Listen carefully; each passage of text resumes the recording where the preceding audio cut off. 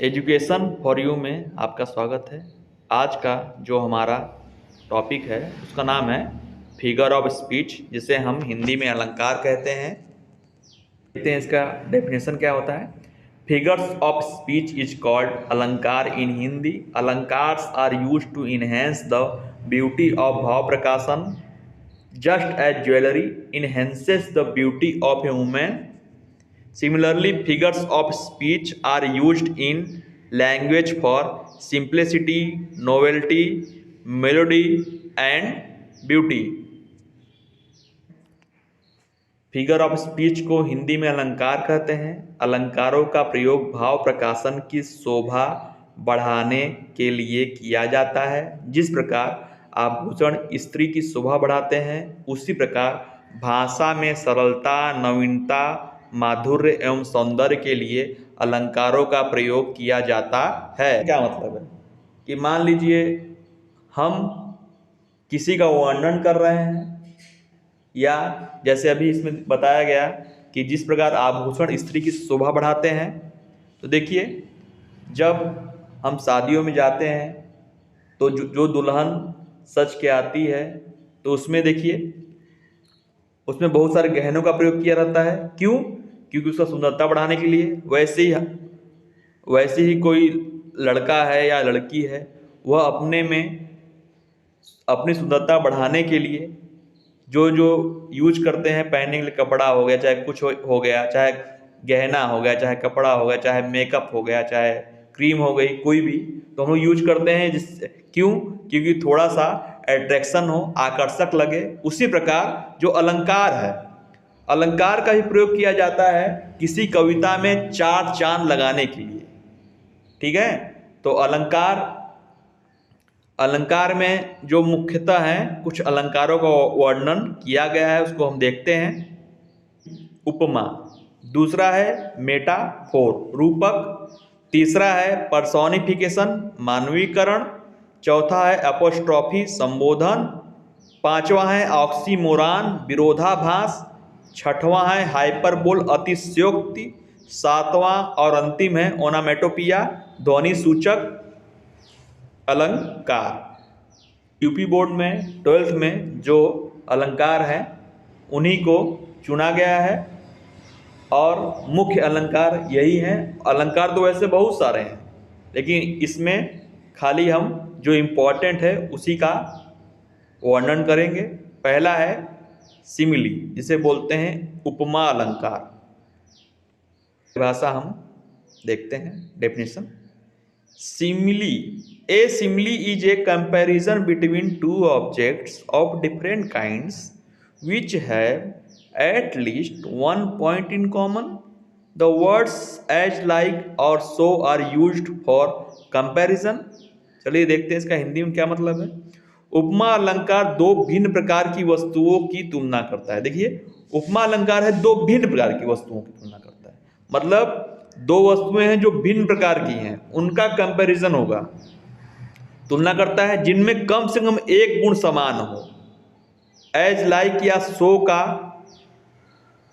प्रयोग किया जाता है समानता व्यक्त करने के लिए। देखिए, तो सिमिली में कहने का यह मतलब है कि दो चीजें रहेंगी और दोनों में कम से कम एक गुण समान होगा। और ये भी नहीं समझ में आया तो उसमें एज, लाइक या सो रहेगा हमेशा। देखते हैं एग्जाम्पल, समझ में आएगा हमको। पहला है सी इज लाइक लवली रोज, वह गुलाब की तरह प्यारी है। लाइक का प्रयोग देखो हो रहा है इसमें, और तुलना किससे हो रही है? लड़की का तुलना हो रहा है गुलाब से। तो दो डिफरेंट वस्तु हो गए, लेकिन दोनों में क्या गुण समान है? प्यारा, अच्छा। ठीक है, अगला एग्जाम्पल देखते हैं। He is as strong as bull, वह, जैसे बुल माने सांड होता है, कि वह सांड की तरह मजबूत है। या यहां पे हो सकता है he is as strong as lion, ठीक है, कि वह शेर की तरह बहादुर है, हो सकता है। लेकिन यहां पे देखिए, पहले एग्जाम्पल में लाइक का प्रयोग है, दूसरे में एज और एज का। तीसरा देखते हैं example. I wandered lonely as cloud, wandered माने क्या होता है? घूमना। लोनली मतलब अकेला। एज क्लाउड, क्लाउड मतलब क्या है? बादल। मैं बादलों की तरह अकेला विचरण कर रहा था या घूम रहा था। इसमें भी देखिए बादल और मैं या किसी व्यक्ति की तुलना हो रही है। तो इसमें भी एक बात और है कि देखिए तीनों एग्जाम्पल में एक में लाइक था, एक में एज है ना। तो इसका पहचान बस यही है कि अगर आप इसको पहचान नहीं पाए तो लाइक और एज वर्ड को खोजिएगा और सो को भी, तो उससे हम इसकी पहचान कर लेंगे। अब देखते हैं नेक्स्ट मेटा को। इसे बोलते हैं हम रूपक अलंकार। तो इसका डेफिनेशन देखते हैं। The thing are compared, treated as one and the same words of comparison as like or so are not used. देखिए रूपक में, इस अलंकार में तुलना की जाने वाली बातों को एक मान लिया जाता है तथा तुलना प्रकट करने वाले शब्द एज, लाइक अथवा सो का प्रयोग नहीं किया जाता है। जैसे हमारा जो पहला एग्जाम्पल था तो उसमें था सी इज लवली लाइक रोज, मतलब गुलाब की तरह प्यारी है। लेकिन इसमें हम डायरेक्ट बोल सकते हैं कि सी इज लाइक रोज, ठीक है। लेकिन एक बात ध्यान देना, लाइक और सो का प्रयोग नहीं करेंगे, ठीक है। तो देखते हैं एग्जाम्पल। पहला, life is not bed of roses, जीवन फूलों की सेज नहीं है या जिंदगी फूलों की सेज नहीं है। देखिए यहाँ जीवन को फूलों की सेज मान ही लिया गया है, जैसा नहीं माना गया है, मान ही लिया गया है। अगला है, Kalidas is the Shakespeare of India. Kalidas को भारत का शेक्सपियर कहा जाता है।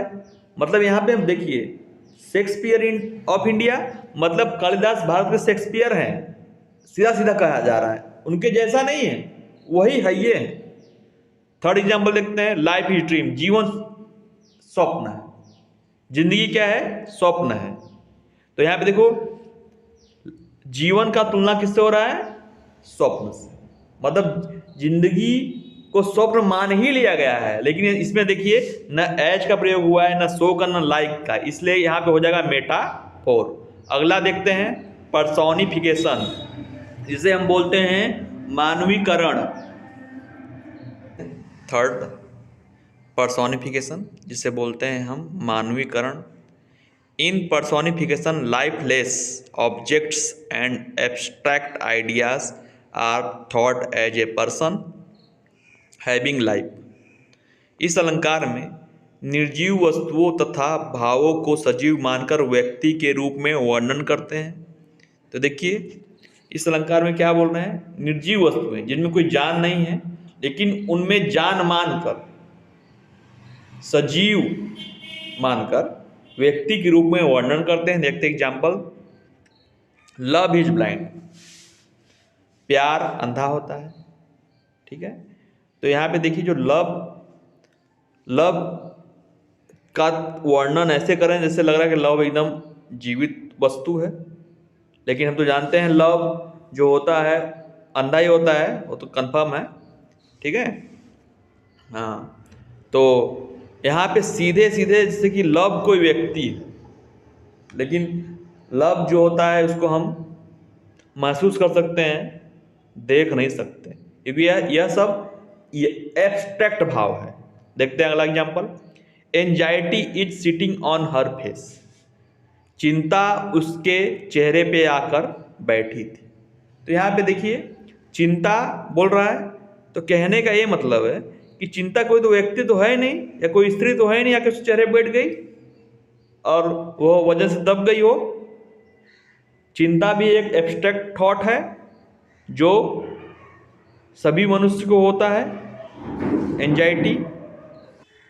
देखते हैं नेक्स्ट, अपोस्ट्रॉफी, संबोधन अलंकार।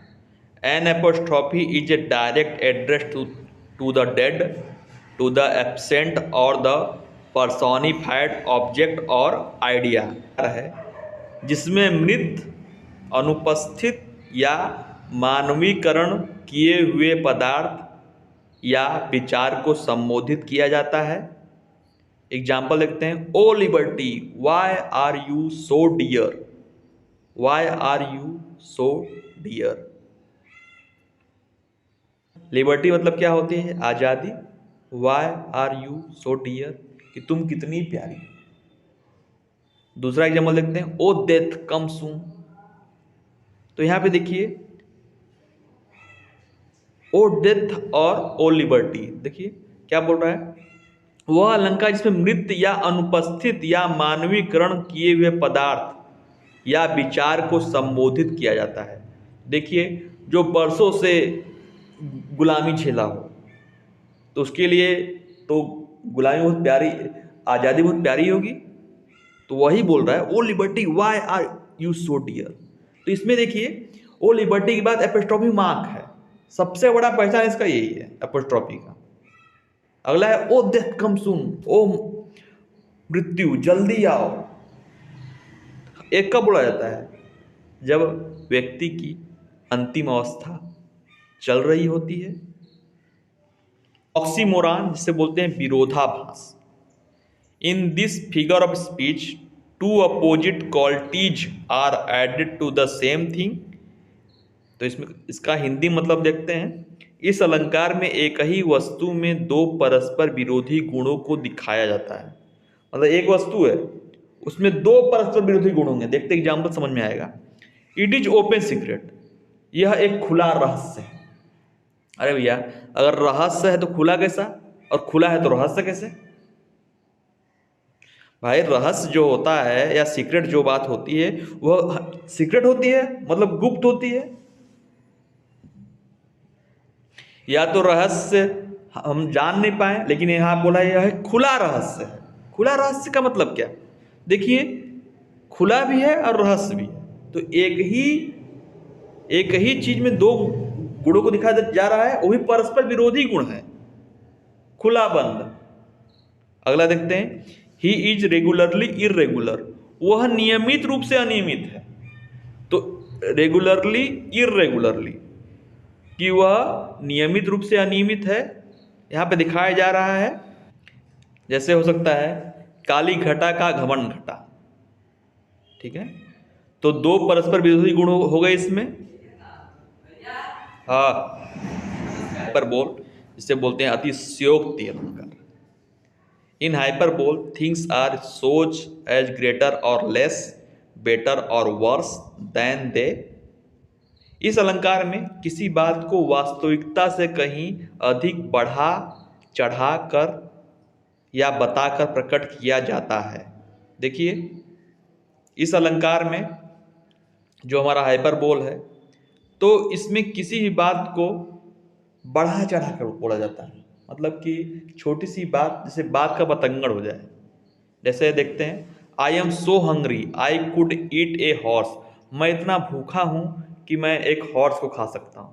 अब इतना भूखा भूखा भी तो नहीं हो भैया, मेरे पेट में चूहे कूद रहे हैं। अब किसी के पेट में चूहा कूदेगा तो मर ना जाएगा? वही चीज है।